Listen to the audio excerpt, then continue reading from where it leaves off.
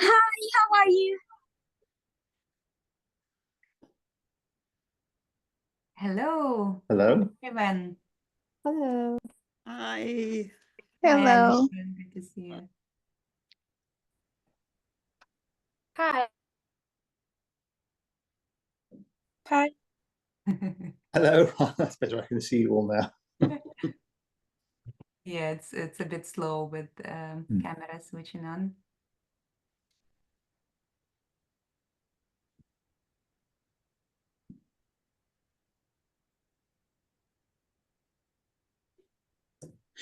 There we go, Timur.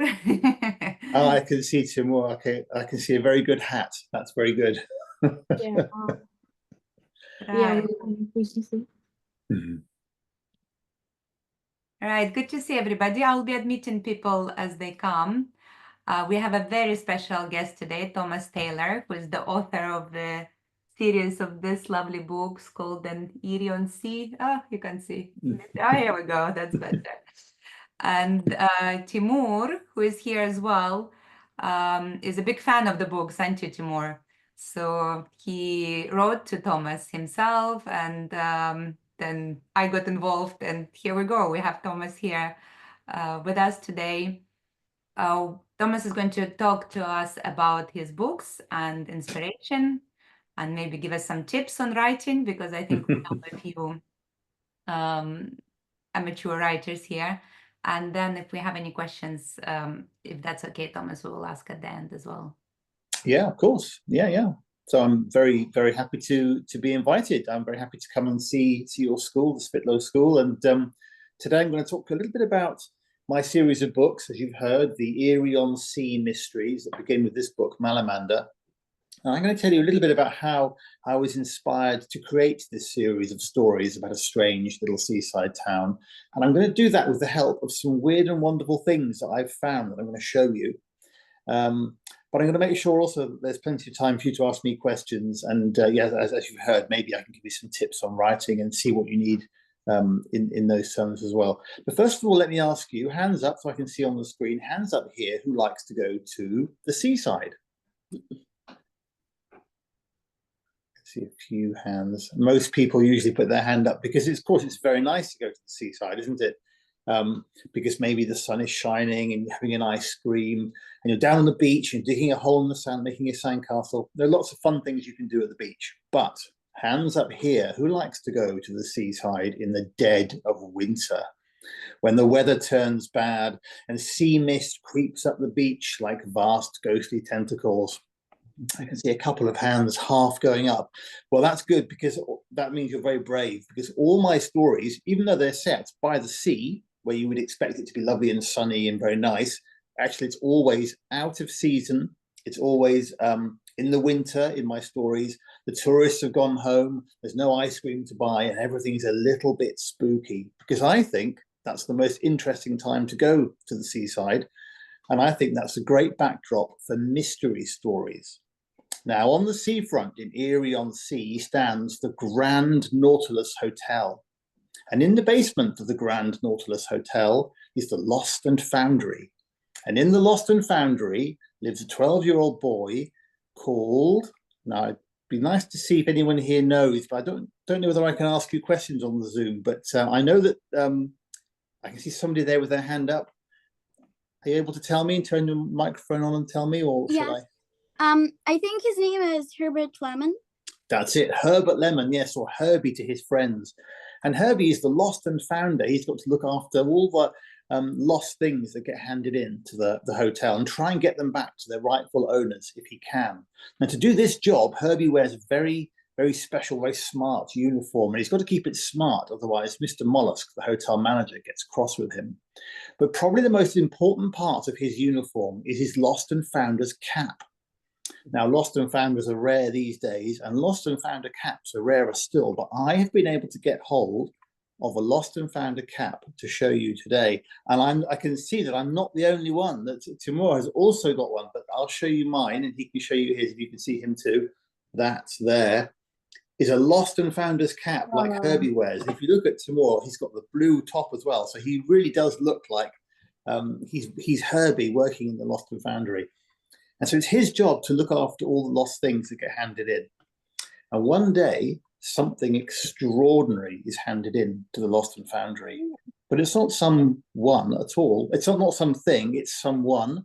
It's a girl. And her name is, let's see whether anyone else knows the name of the girl in my story. Anybody want to volunteer? I can see a hand going up again. Kyra? Yeah. So her name is Violet Parma. Violet Palmer, that's right. Now, I wonder if anybody here knows how I was inspired to come up with the names Herbert Lemon and Violet Palmer. Now, this might be a bit tricky because it's actually a question based around British culture, but I wonder if anybody here knows the answer. I think Kyra knows again, but anybody else want to have a go, or should we go back to Kyra? I love your backdrop, by the way, Kyra, with the book. That's really good. Thanks. Okay, so Kyra, do you know how I came up with those names? Yeah. I think Herbert Lemon is a kind of candy. Yeah, so basically, yeah, I should have got some actually to show you. They're quite rare. They're not very well known in the United States, for example, but we have them here. Very traditional kind of candy, bright yellow, sweet with sherbet inside, and they're called sherbet lemons. And in my family, my children have always called them Herbert lemons, made a joke out of it. So I took that and made it the name of the main character in my books. But that meant I had to find a similar name for the girl in my stories, because I had two main characters, a boy and a girl. How could I do that? And eventually I remembered there's a very old traditional kind of candy, a kind of sweet we have here in the UK called a Parma violet. And they're bright purple and they're very vibrant and they're very distinctive and they're quite punchy. And it just, for me, it was great to find another name that worked in the same way. But also it gave me her character because they're very distinctive. And yeah, so I was able to name my two main characters after sweets. But as Herbie and Violet get to investigate, anyway, Violet hands herself in because once, many years ago, when she was a baby, she was lost. And now she wants to be found. And it's as Herbie and Violet investigate the mystery of Violet's missing parents that they get drawn deeper and deeper into the legend of a sea creature called the Malamander. And that's the plot of the first book, which I think some of you must have read. I know that I can see a couple of you must have read that. This is the first of 5 books now. So there are actually more. There's a second book called Gargantis, when something, a terrible storm blows into the town of Eerie-on-Sea and something magical washes up on the beach. But I won't tell you what it is. You'll have to find out for yourselves. Then in the third book, Shadowghast, we're back in Eerie-on-Sea at Halloween. And this one, we find out what happens in Eerie-on-Sea at Halloween, which is a bit different to everywhere else. People call this the spooky one. Then the fourth book, Vestigrim, we find out about the Eerie-on-Sea Ghost Train and Waxworks Museum. And then finally, at the end of last year, the 5th book came out, Murmurjuicer, which ties it all up. So if you've enjoyed the first one, I hope you'll go on to read the next one and the next one and continue to follow Herbie and Violet's adventures. Now, I always think every good book deserves to have a map. And I'm also an illustrator, so I was able to draw my own map for these books, which I'll show you. Again, if you've read the book, you've probably seen it. The map looks like this. Now, this map is inspired by a couple of real-life seaside towns, which I combined together in my imagination to make this place of Eerie-on-Sea. One of them is the town where I live, Hastings on the south coast. The old town of Hastings is full of twisty streets and little fishermen's cottages and little sheds on the beach. They're quite mysterious. I brought all this together, but it wasn't quite enough. So I also looked for some other towns in the UK, which I knew, which I could add into this. And I can see that behind Timur, he's got a photograph of one of the other places that inspired Eerie-on-Sea. So I wonder if, Timur, do you want to tell us what that place is? Yeah, it's Yes, I have. Oh, sorry. Hotel de Paris, hotel in Coma. Yes, it's the Hotel de Paris in Cromer. And that hotel there is the exact inspiration for the Grand Nautilus Hotel. So if you ever get to go to Cromer, you go to that hotel. Timur, if you move your head slightly to one side, you can all see just behind your head there is a tower in the middle. See that tower? Me? Well, that tower I use that tower for Lady Kraken's room and the special magical device that she has in the roof above, which allows her to see over the town. It was inspired by that very tower there. And so the nearest you can get to going to Eerie-on-Sea in the real world is probably to go to the pier in Cromer and stand on it and turn around and look at the hotel, and you get that sense of this town.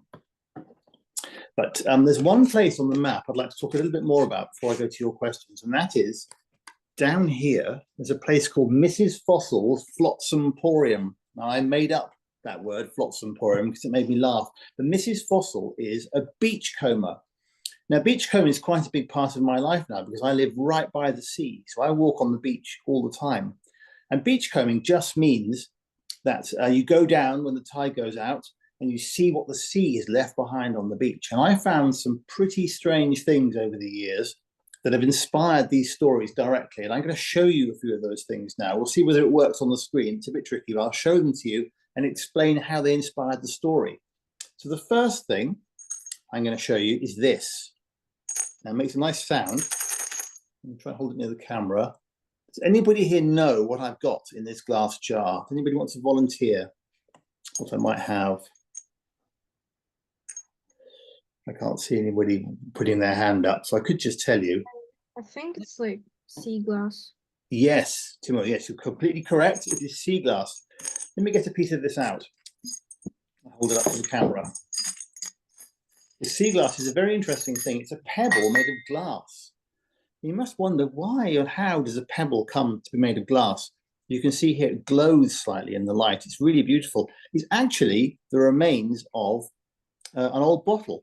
So I want you to imagine many years ago, a family go to the seaside and they have a picnic.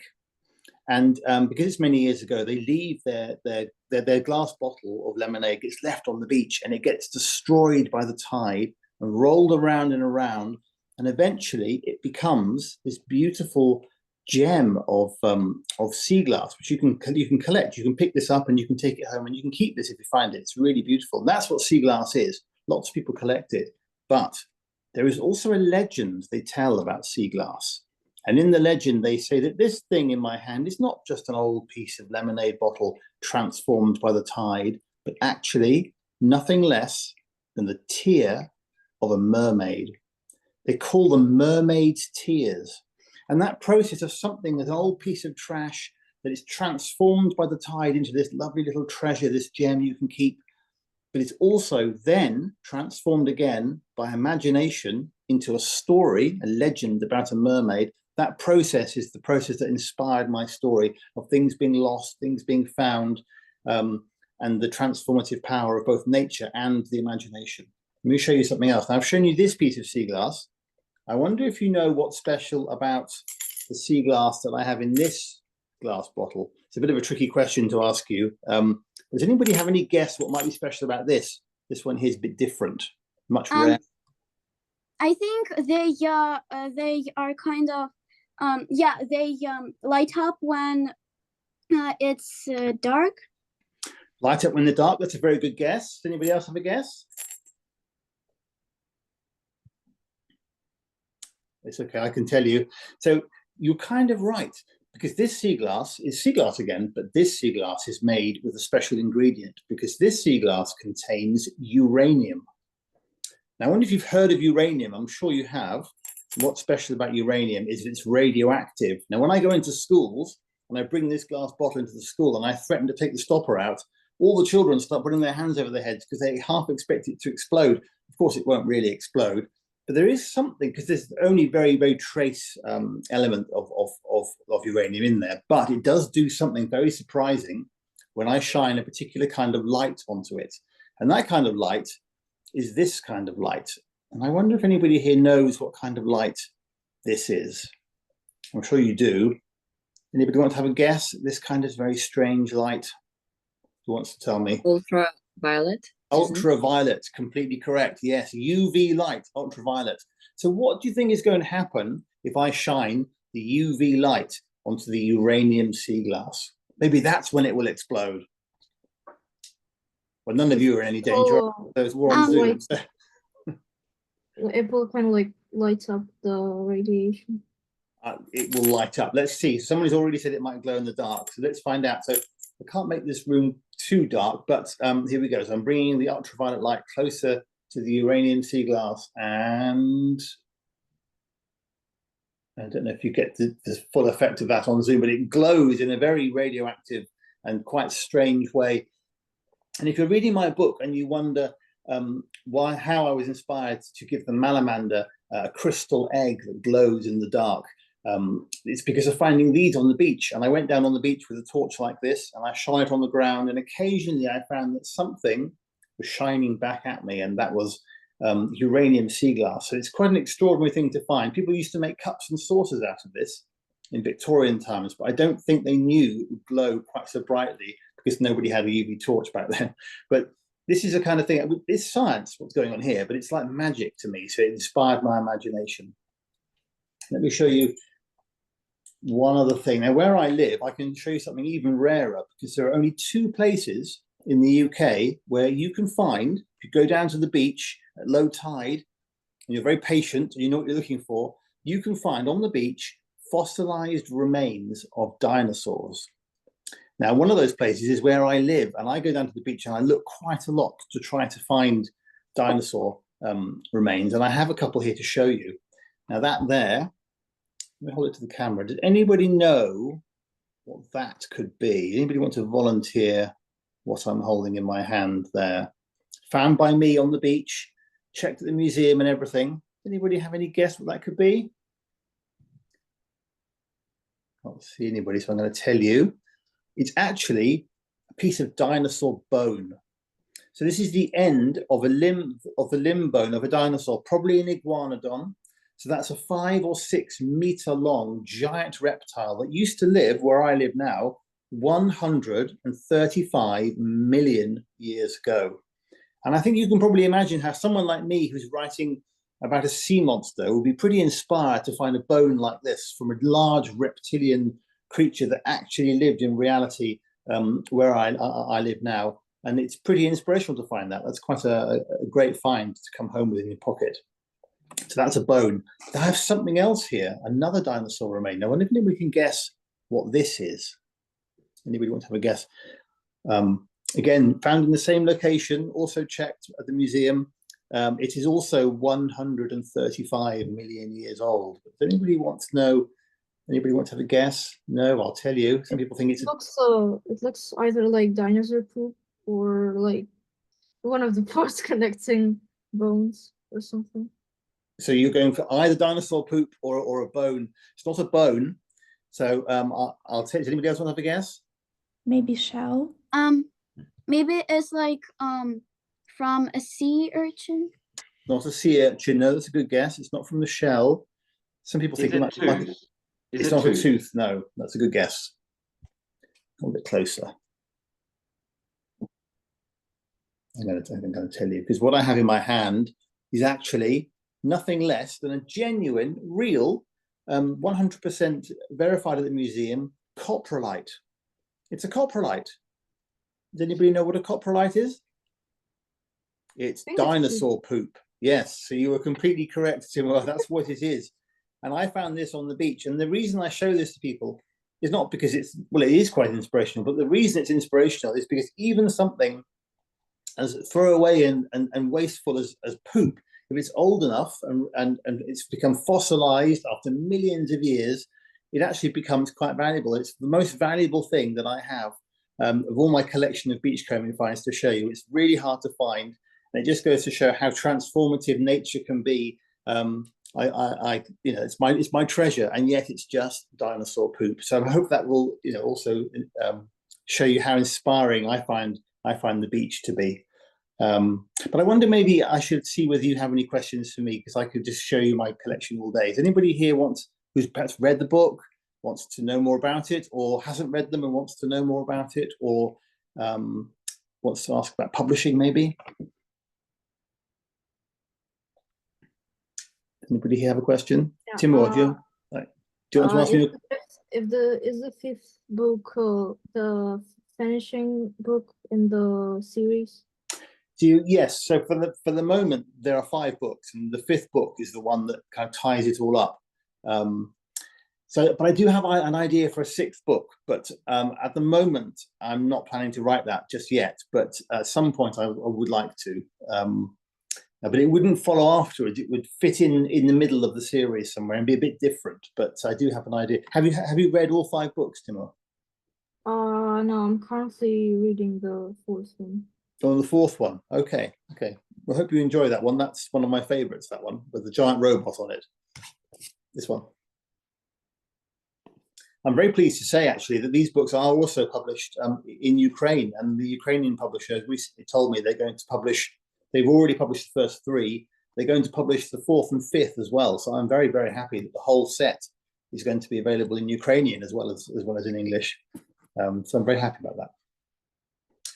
So Dora, do you have a question for me? Okay, sure. I'm really wondering, how do you know when a story is finished? That's a good question. So in some ways, I think stories never finish because there's always something else that can happen. People already ask me what happens after that last book, but the publisher won't publish them forever. They want a certain number of them. My imagination's already running on, and I'm thinking about my next book. In fact, I'm already deeply into my next book, so I've moved on a little bit in my imagination. So there's a limit to how much I want to write, but I do miss these characters a lot, and I love the stories of the seaside town and everything. And so this is why I'm thinking about that 6th book. So I'm quite tempted to call my publisher and say, can we have a conversation about maybe publishing another one?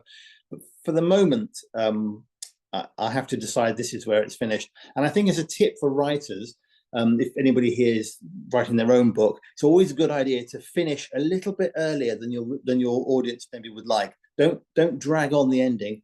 Finish quickly and leave your readers wanting more, and leave them missing the world you created and the characters.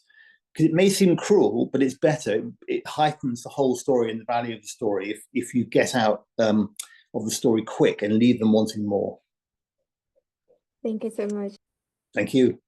How about Anna? Hello.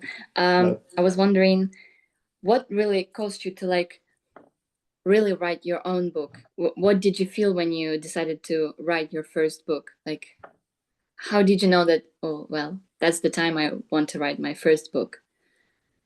Yeah. So I started out as an illustrator. Yeah. And I used to illustrate other people's books, and I got more and more frustrated waiting for other people to write things for me to illustrate. And I kept thinking, well, why can't I write a story? Why can't I write a story? And when I was a child and I discovered that I loved to read, way back then, I asked myself, could I ever do this? Could I ever write a book? And so that memory of that and this sort of slight frustration about waiting for people to write things is what really made me take the plunge. And so I think it was back in 2008, I actually said, right, this is it. I'm going to start writing a novel. And I thought it was going to be really short and just be like kind of experiment. And it ended up being this enormous 80,000 word sprawling pirate adventure. And it was kind of crazy. And it was completely unpublishable, but it was so exciting to write it. And so it opened up so much inside me that I knew that that's what I wanted to do. And so you have to take the plunge and try. You don't really know what will happen that first time you do it. And but once you've done it, it's addictive. You find it really, I find it impossible to imagine thinking, oh, I'm not going to write anymore now. That would be really strange for me. So I think it comes from inside you. It sort of bursts out, but it comes when it does come. And I wish I'd started earlier is the main thing. So if anybody here is tempted to write, not sure, I would just say get on with it, get started.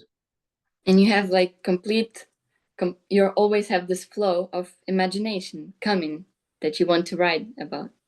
Yes, not all the time like that, but there's always, I don't worry about running out of ideas. I think there's a slight myth about ideas that they're rare and special commodity and you have to be secret about them. I don't think you do. The important thing about a book is how you've written the book, the expression of the story, not the ideas. Everyone's got loads of ideas. So I think yes, I don't know if I'm answering your question, but I don't seem to run out of ideas. So, and I'm sure it's the same for many people. So. Thank you very much. Thank you. So who have we? Alina or Alina? Alina. Hi, I was wondering, can you tell us more about the process of writing a book? So do you plan firstly all the plot, or you just follow what you think will be better than in different moments? Yeah, some writers plan everything. They write it all down in advance and then they sit down and they write the book. I can't do that. I find that too constraining. It's like building a cage for your imagination before you've even started writing the book. So what I tend to do is I spend a lot of time daydreaming about the story, a lot of walking, thinking about it. And there comes a point where you've created so much in your head, you have to start getting it down on paper, otherwise you start losing it. And so at that point, I start to write. And then the key is to get beyond that kind of initial difficulty. It's hard to start writing. But as soon as you've got enough that's good, I find that inspires you then to carry on. And the most important thing, I think the most important thing with any writing project is to get it finished. So I always tell people the second most important thing is to start, but the most important thing is to finish once you've started. And it takes some stamina and some willpower sometimes, because it can be really hard. But I think once you finish a complete draft, then you know you've got something to work with, and you can develop it and you can edit it. But yeah, getting started, but then getting it finished is the important thing. So who should we have? Oh, thank you. How about Margot? Hello, Margot. Yeah. Hello. What advice would you give to writers that start in their own career? So maybe one of your favorite advices that you have. Do you have any? Well, I mean, the getting started and getting finished is my kind of key advice. But I think write something that you enjoy. So I think if you enjoy what you're writing, it comes across, and other people will pick up on it. I think it's a mistake to write the thing you think you should write, that you think other people want. Much better to write what you want to write, and write it as well as possible to try and get that across to the reader. Now, some people won't like what you write because they have different tastes, but I think it's better to be true to yourself. So I always say I write the books that I want to read, or books I would have loved to read when I was 12 or 13 or whatever. So yeah, I always think that find it inside yourself. Don't be pressured to write something from the outside. Write what you want to write. It's a good piece of advice. Okay, thank you. Thank you. Nastya, hello. Hello. Well, actually, I have lots of questions, but mainly I was interested about how to approach character creation mostly. And are there any characters you have written that are inspired maybe by real people from your life? I have to be a bit careful with that, because actually the villain in my stories, I don't want to spoil anything too much, but the villain in my stories is inspired by somebody real, who I used to see walking on the seafront where I live. And he was very smart, very tall, quite severe looking. He always wore a hat. He's walking along the beach at the front of the sea. And I thought, hey, he looks like he's up to something. I'm going to make him the villain in my story. And I thought this was fine. But later on, I got to meet him. And we became quite friendly. But I've never told him that he inspired the villain in my stories, because I don't know how to tell him. So you have to be a bit careful if you make somebody too recognizable. But as for character creation, the important thing, I think, is to make sure that all your characters are quite distinctive on the page, so it's very easy to tell them apart. Because one of the big complaints I get from readers is when readers they get confused about who's who. So making your characters very distinctive on the page so that they can be told apart is an important part of characterization. Thank you. Thank you. Thank you. So, Ksenia, hello.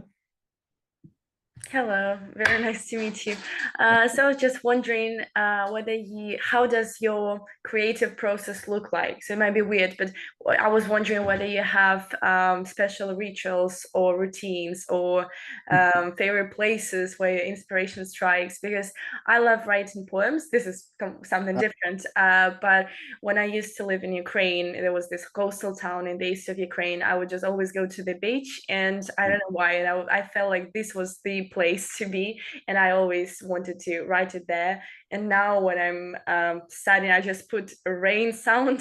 I just search it on YouTube and I put a rain sound, and then that's how I can write. So I was wondering whether you maybe have something similar.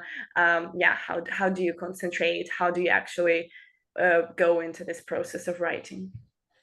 Yeah, it's interesting that you use that rain sound. It takes you somewhere else in your head. That's because I find sometimes when I'm really struggling to concentrate, there are distractions. I play a lot of what they call brown noise in my ears, which can be rain. It can be rain sometimes, but a steady sound that drowns out everything else. It doesn't take me to a particular place, but it takes me sort of into my own head, and that helps me to concentrate. So things like that are quite useful, and I do use those things. I work in a this isn't where I work. This is in my house. I work in a shed at the bottom of my garden, but I decided it was a bit cold down there for this Zoom call, so I've come back up to the house. But I like to write in my shed, often with that very neutralizing brown sound in my ears. And the other thing I have is a scarf. So my grandmother used to be a librarian. She worked in a library. And when I was a child, she used to bring books back from the library. All the old books were falling apart. She'd bring them back. And so these are the books I love to read. And when I was a student, she made me this enormous woolly scarf. My grandmother's long gone now, but I always remember her in this scarf. So I wear the scarf while I'm writing. So it sounds a bit silly because in the summer it's a bit too hot, but I like it. If I haven't got the scarf on, I don't feel like I'm quite in the right place. And then when I put it on, it wraps almost all around my head. It's a bit silly, but it reminds me of her and reading and writing and all that. So yeah, I have a few things the same as you that help me to write. Wow, thank you. Thank you. Who haven't we had? What about Sasha? Hello. Hello. So my question is, have you ever experienced the loss of motivation or just felt burnt out and don't want to write anything? So how can you cope with this? Yes. So sometimes I've done, yes. I mean, the best way is to have a break because it's hard if you've got a deadline. But yeah, sometimes I do. And if you can't have a break, then at least try and change what you're doing. Because I'm also an illustrator, there are moments when I can actually stop writing completely and then switch over and start drawing. And it's a different part of your brain that kind of comes alive. And it's that change is a good way to get past that feeling of being burnt out. And you get to the end of a book and you feel a bit burnt out, but you also feel really kind of driven. And quite often I jump straight into a new book thinking, no, keep going. And that's a disaster because it means that this next thing will be a complete mess. So you do need a break. It is allowed to have a break when you're a creative person. So what about Kyra? Hello, Kyra. Hi, I have a question. How did you come up with an idea of the Malamander, like about opening his heart? Yes, so the creature itself came from thinking about the sea and what a sea monster might be like.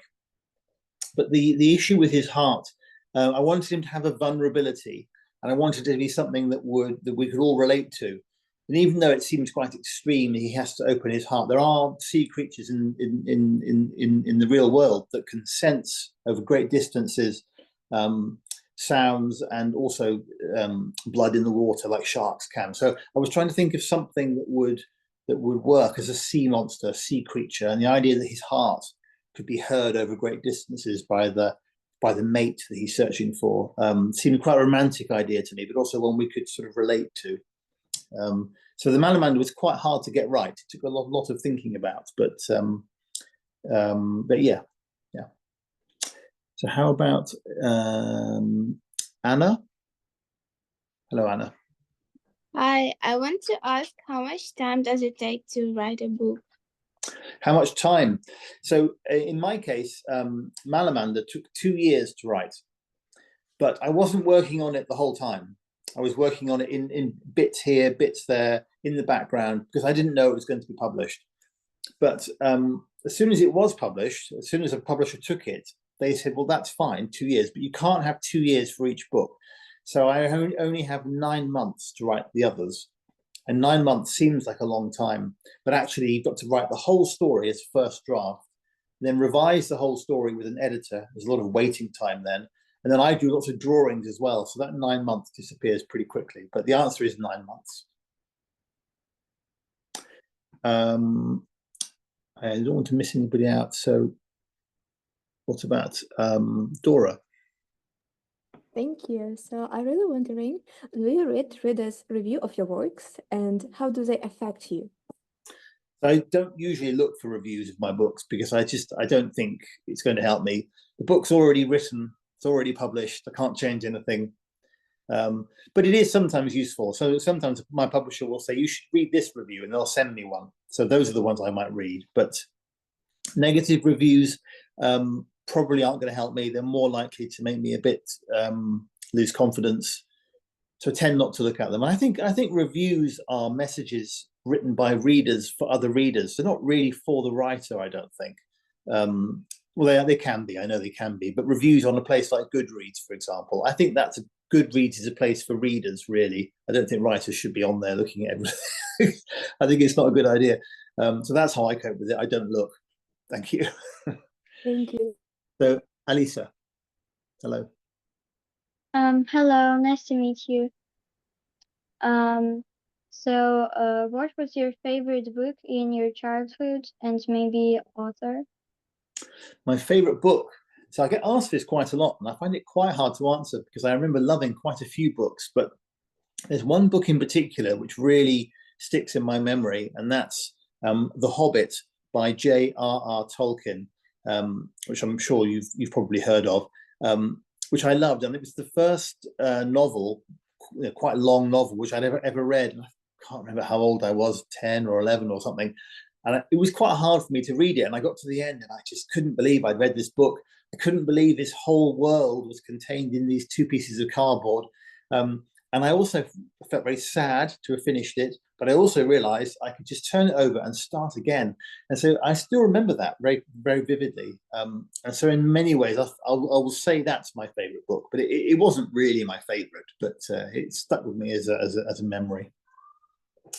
Nastya.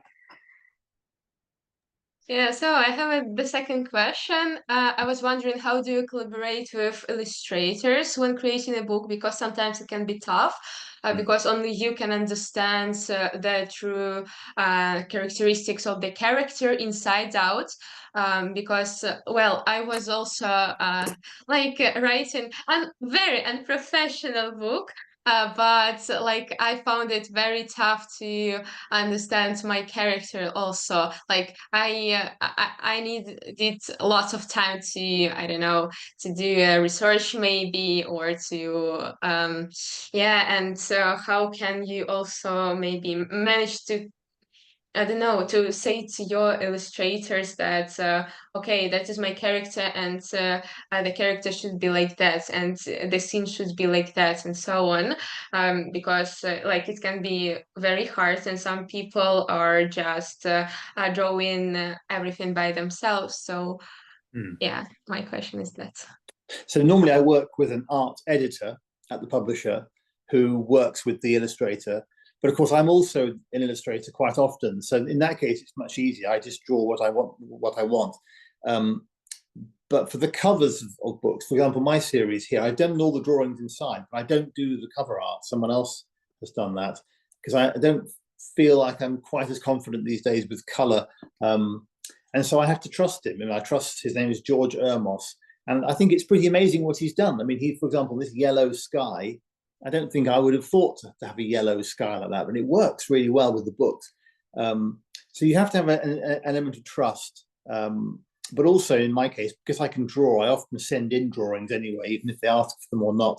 And the publisher sometimes shows them to the illustrator. And I'm sure the illustrator doesn't like it when I do that. But I just feel it's important to communicate my ideas. And often those ideas, I see them being used in the picture. So, but many authors will have no input in the cover. It will just happen.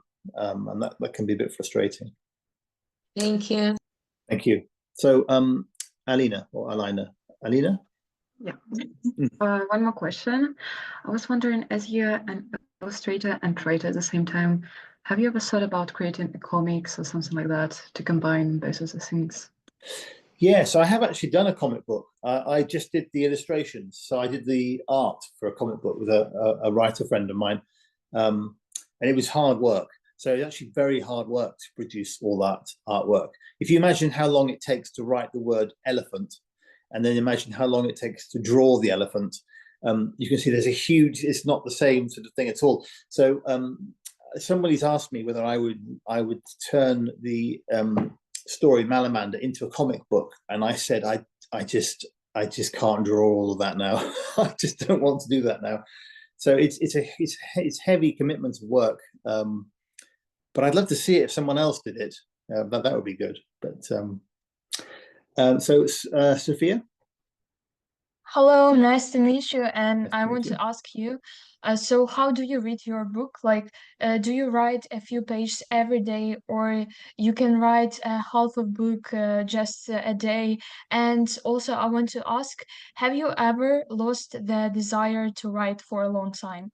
Thank you.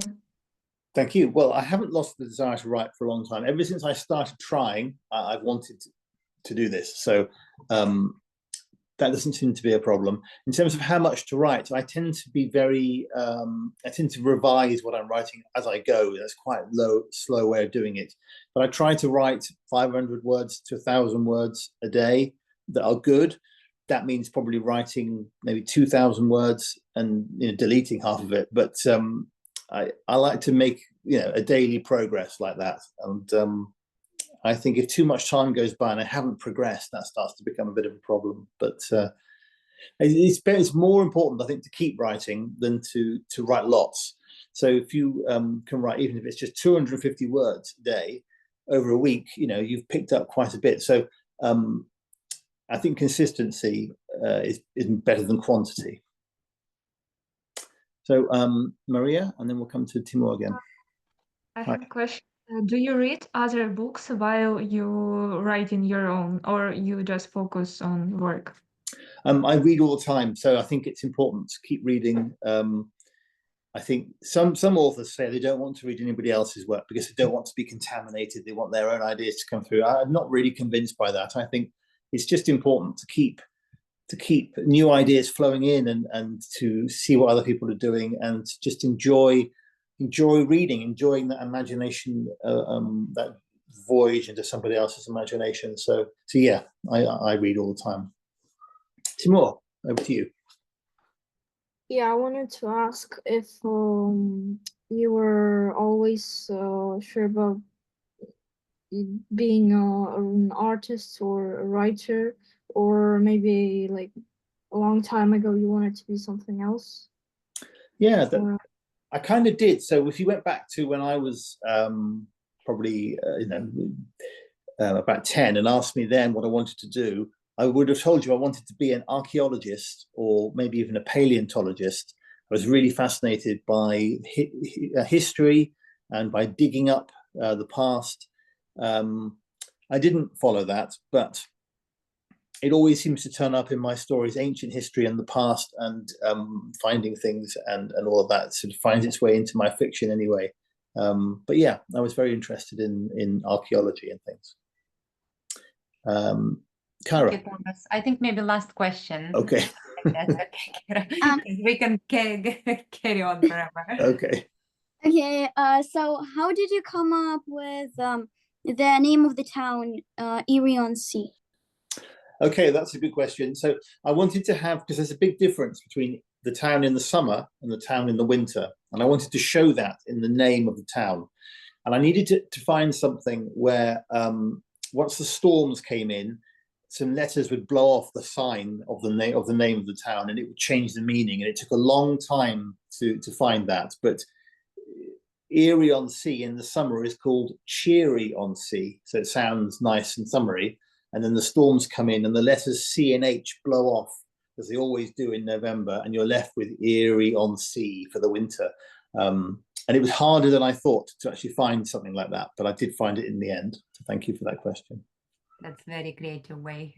Thank you. Thank you Doesn't so translate very easily though. No, I don't even know. Eerie-on-Sea, maybe we would translate it Yeah, to Ukrainian. What is it translated to Ukrainian as, Timur? I think it was Morskey Ad and Morskey Sad. Okay, so they didn't play with the sound. Okay. They just Okay. Yeah. You see, my books are full of things that aren't very easy to translate, and sometimes I have long conversations with the translators yeah. who get in touch, and they say, "What can we do?" And I say, "Well, let's talk about it, see if we can find a solution," which is very creative. I enjoy doing that. But Oh, that's great. Well, luckily here everybody can read the original copy, which we hope to do if you haven't done yet. And thank you so much, Thomas. It was very inspiring and insightful. I really enjoyed the session. I'm sure everybody agrees. well, thank you. I enjoyed meeting you all. It's lovely. And I like all the red hats. It's a very stylish. That was the character from the story, wasn't there? Yes. Tried to make you feel welcome. Thank you. All right. Good to see everybody. Stay Okay. safe. Thank you very much. Thank you. Thank you. Thank you indeed. Thank you. Thank Bye. you. Have a Bye. nice day. Bye. Thank you.